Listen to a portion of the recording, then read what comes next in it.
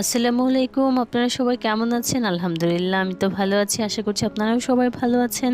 তো চলেন আজকে আমরা পুডিং করব। পুডিং করার জন্য আমার যে ingredients গুলো লাগবে সেগুলো হচ্ছে আমাদের এগ লাগবে, ভ্যানিলা এসেন্স লাগবে, সুগার লাগবে। তো ভ্যানিলা এসেন্স যদি না থাকে আপনার ঘরে তাহলে আপনি এলাচের গুঁড়ো ইউজ করতে পারেন। আর চিনি তো অবশ্যই আপনারা পরিমাণ মতো দিবেন, যে যেরকম মিষ্টি খেতে পছন্দ করেন ওরকমই দিবেন।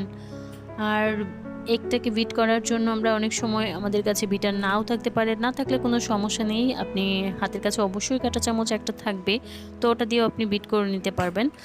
আর বিভিন্ন রকমের বিটার পাওয়া যায়, এরকম বিটার দিয়েও আপনি করতে পারেন চাইলে। আমি যদিও অল্প পরিমাণ কিছু করলে ছোটোটা দিয়েই করি, আর এরকম বিটারগুলো পাওয়া যায়, এগুলো আরও স্পঞ্জি, আরও বেশি ইজি হয়, আপনার কষ্টটা কম হবে এরকম বিটারটা দিয়ে যদি আপনি বিট করেন এগটাকে। আর চেষ্টা করবেন এগটাকে একটু বেশি ভালো করে বিট করে নিতে। আপনি এগটাকে যত ভালো করে বিট করবেন আপনার পুডিংটা ঠিক ততটাই সফট হবে। হ্যাঁ, আর পুডিং বানানোর জন্য যে বাটি লাগবে সেটা আপনি আগেই একটু পরিষ্কার করে শুকিয়ে নেবেন।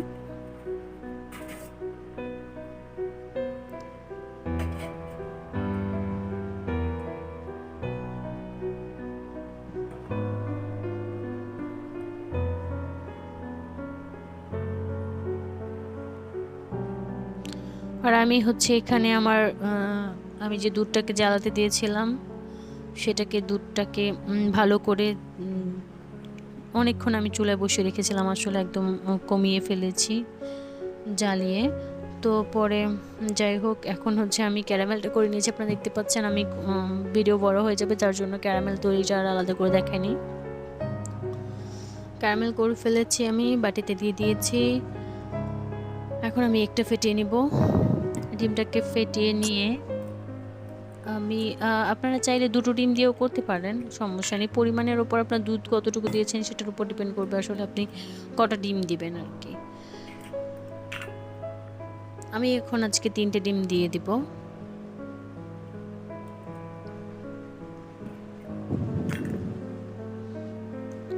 এখন আমি ডিমটাকে বিট করে নিব, ভালো মতন বিট করে নিব, একটু লক্ষ্য করবেন।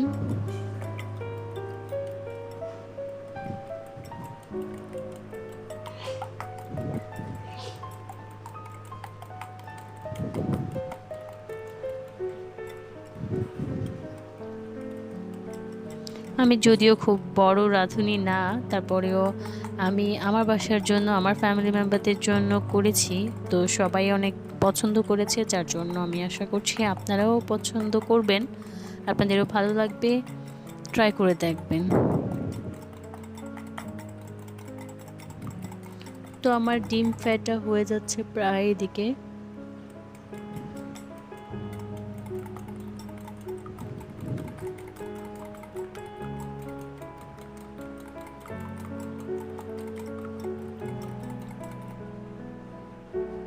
দেখুন আমি ডিমটা কিন্তু অনেক ভালো করে ফেটিয়ে নিয়েছি, একদম উপরে কিন্তু ফেনা ফেনা হয়ে গিয়েছে।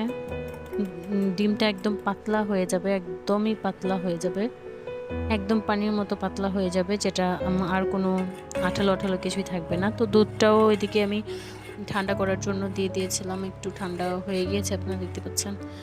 আমি আর একটু ঠান্ডা করে নিব, আঙুল দিয়ে একটু চুপিয়ে দেখবেন আপনারা যে আপনি গরমটা একটু বোঝার জন্য আর কি। তো আমি এখন দুধটা যেহেতু আমার ঠান্ডা হয়ে গেছে, আমি এটার সাথে ডিমটা অ্যাড করে নিব।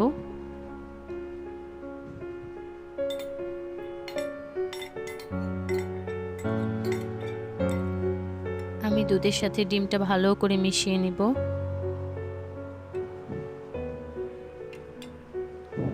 আপনি দেখতে পাচ্ছেন এটার ঘনত্বটা কিরকম হয়েছে।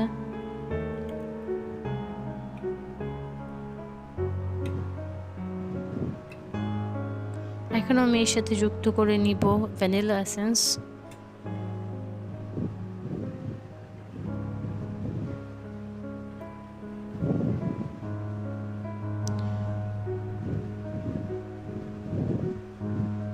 ভ্যানিলা এসেন্স না থাকলে আপনারা এলাচের গুঁড়ো দিতে পারেন, কিংবা লেবুর রস দিয়েও করা যায়, সমস্যা নেই, অল্প একটু লেবুর রস দিয়েও করা যায়। আসলে এই ভ্যানিলা এসেন্স আর এলাচের গুঁড়ো এগুলো হচ্ছে আপনি দুধের থেকে আপনার যেন ডিমের কাঁচা গন্ধটা না আসে সেজন্য গন্ধটা দূর করার জন্য মূলত এটা ব্যবহার করা হয়। আর হচ্ছে ভ্যানিলা এসেন্স দিলে আপনার একটা সুন্দর ফ্লেভারও আসবে।